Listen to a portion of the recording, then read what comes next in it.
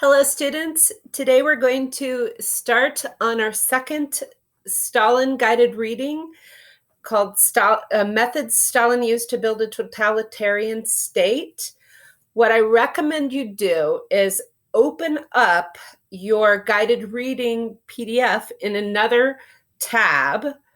Puedes abrir el PDF y puedes abrirlo en español o inglés. And then while you are watching the video, cuando estás mirando el video, you can stop and use the text to answer your questions. Puedes parar y usar el texto que estás leyendo para contestar las respuestas en el video.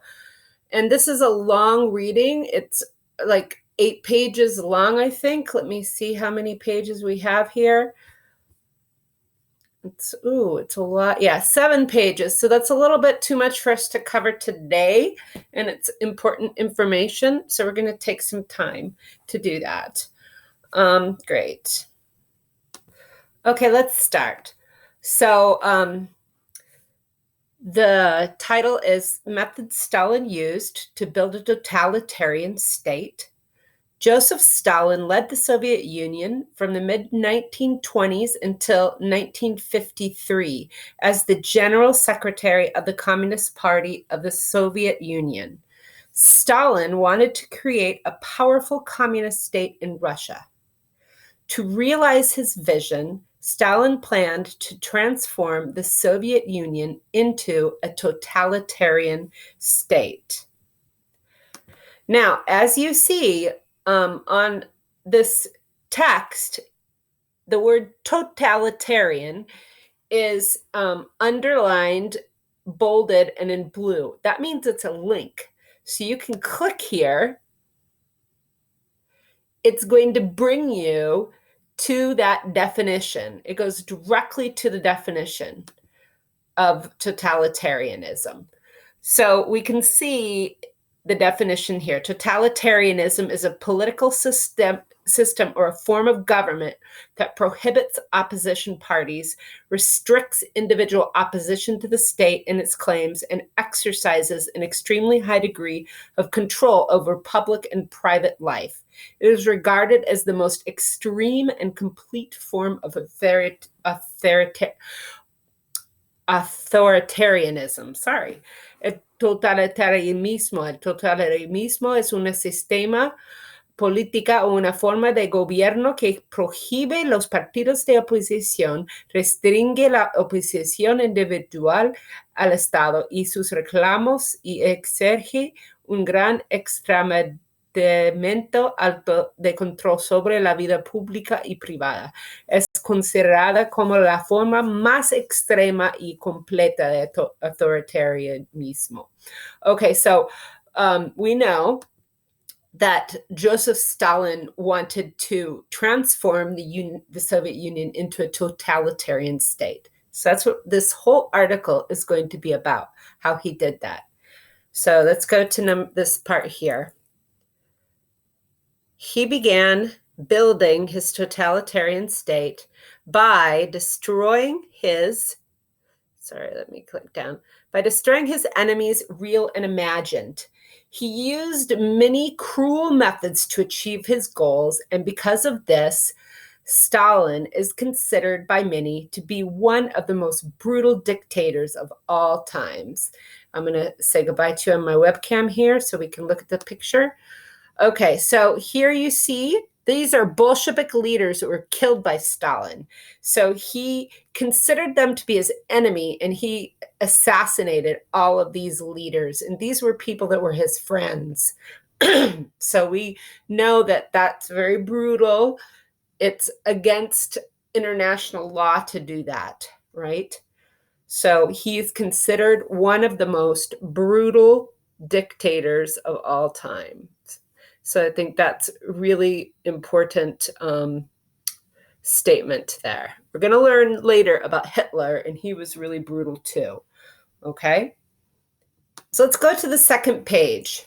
Police state. This is the first method, or one of the first methods we're talking about here that Stalin used to build his totalitarian government. So he created a police state. Stalin built a police state to maintain his power. Now, if you want to know what that means, you would just click here. Yo no voy a hacer eso por usted, por cada uno, pero en su papel, si tú no sabes lo que es police state, puedes cliquear ahí y entenderlo. He built a police state to maintain his power. Stalin's secret police used tanks and armored cars to stop riots. They monitored telephone lines, read mail, and planted informers everywhere. Even children told authorities about negative things about Stalin that they heard at home. So the children would go home and hear their parents talking about Stalin, and they would go to school and report that to the authorities. Every family came to fear the knock on the door in the early morning hours, which usually meant the arrest of a family member. Stalin once said, "Because it is not easy to recognize the enemy, the goal is achieved if only 5% of those killed are truly enemies." So think about that again, lo que dice aquí. Porque no es fácil saber quién es el enemigo. Su meta va a ser realizado si solamente 5% de los que has matado son tus verdaderos enemigos. That's pretty brutal, right? That means you're going to kill 100 people because maybe 5 of them are your enemies, right? The secret police arrested and killed millions of so-called traitors because Stalin believed that at least some of the people killed were his enemies. He did not seem to care that many of the people killed were innocent. So that's pretty brutal there, pretty brutal. Not even caring if people are innocent, just killing them anyways. In 1934, Stalin turned against members of the Communist Party. In 1937, he launched the Great Purge, a campaign of terror directed at eliminating anyone who threatened his power. Thousands of old Bolsheviks who helped stage the revolution in 1917 stood trial. They were executed or sent to labor camps for crimes against the Soviet state. When the Great Purge ended in 1938, Stalin had gained total control of the Soviet government and the Communist Party. Historians estimate that during this time of the Great Purge, Stalin was responsible for 8 million to 13 million deaths. That's a lot of deaths. So let's go to the second method Stalin used. So the first method was the police state. Another method was Russian propaganda and censorship. So you can see here we have some pieces of Russian propaganda. This is a piece of art, and this is a political poster. All right. And you see this piece of art is called New Planet, and it was painted in 1923 or 1921 by Konstantin Yuan. It shows these workers here. They're slaving. Oh my goodness, right here. They're just slaving under a hot sun. But here they have their hands raised up in freedom under the Soviet Union. So it looks, you can see everything's all light, and they're raising their hands to their sun, and that's to kind of talk about how wonderful life was in the Soviet Union. And here in this poster, it shows Russian Soviet propaganda poster with the inscription, "Lovely Stalin, people happiness." And you can see the people's faces here in the crowd. They're all so happy that they're here with Stalin. And it's just a method he used to control the people. These posters were everywhere in Russia, and the artwork would be everywhere too. So let's go ahead and Let's go ahead and finish reading this next section, and then we'll stop.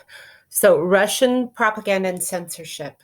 Stalin's government controlled all newspapers, motion pictures, radio, and other sources of information through propaganda.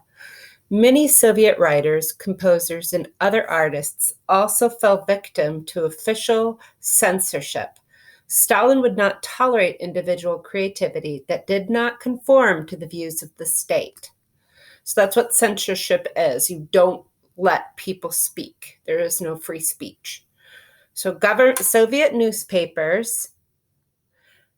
newspapers and radio broadcasts glorified the achievements of communism, Stalin and his economic programs. Under Stalin, the arts were also used for propaganda. Art was used to show Russians how great life was under Soviet Russia. So we see that picture here. Look how beautiful life is under Soviet Russia. Look at how happy the people are here in this picture. You know, lovely Stalin people happiness. That's control. That's propaganda. That's trying to create people's image of the country. And we're going to stop there. I want you to go ahead and, hi, students. So I want you to go ahead and reread these sections. And then on Thursday, we're going to continue and we'll read more on the other sections. And these are all the methods that Stalin used to control Russia and to control his government. And they're totalitarian. So we call Stalin a dictator. He was authoritarian. He was a totalitarian leader. Okay, bye. Thank you.